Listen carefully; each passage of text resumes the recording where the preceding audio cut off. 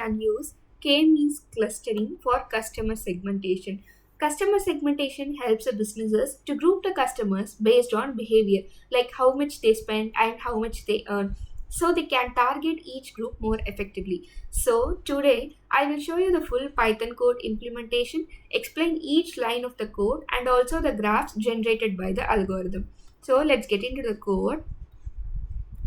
So the main aim of this program is to implement the K-means clustering for customer segmentation, and for this experiment we need the equipments like hardware, Anaconda Python 3.7 installation and Jupyter Notebook.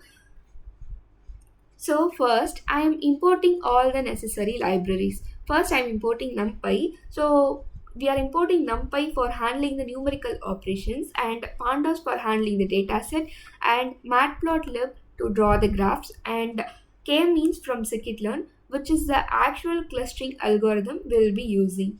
And next part is loading the dataset. Here I am loading the mall customer dataset using pandas. This dataset contains customer details like gender, age, annual income, and spending score.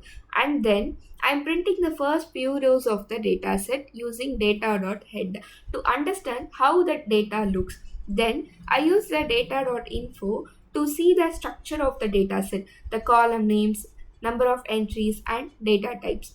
And then next, I'm checking if there are any missing values or null values. If there were null values, we would need to clean the data. Luckily, this dataset does not have any missing values. Fine. Next, before applying the k-means, we need to find the optimal number of clusters. Here, I am creating an empty list. So, to find the optimal number of clusters, we are using elbow method here. First, I am creating an empty list WCSS, so which stands for within cluster sum of square. Then I'm using a for loop.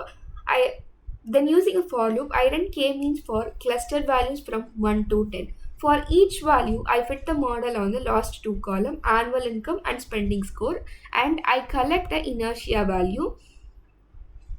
Lower inertia means points are close to their cluster. Fine. Next, plotting the elbow graph. Now I am plotting the elbow graph between number of clusters on x-axis and WCSS on y-axis, and I am giving the title for this graph as elbow method. Fine. Next, so from this graph we look for a point where the curve bends like an elbow. This point suggests the optimal number of cluster. In this case, the ideal number is 5, which is why I'll use 5 clusters. Here I am creating a k-means model with 5 clusters.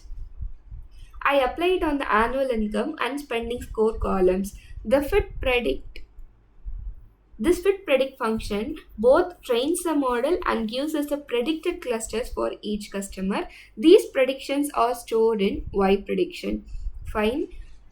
Next, adding the cluster labels to the dataset. I am adding the cluster values as a new column in the dataset so we can easily separate and visualize them.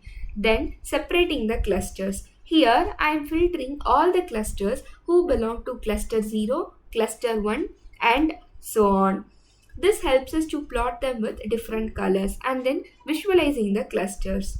Finally, I am plotting all the clusters. Each cluster is shown in different colors, like cluster 0 as red, cluster 1 as black, and cluster 2 as blue, and so on. From this visualization, we can clearly see 5 different customer groups. For example, one cluster from this graph we can clearly see 5 different customer group. For example, one cluster may represent high income, high spending customers, another may represent low income and low spending customers, and so on. So this helps the businesses to understand the customer behavior and so on.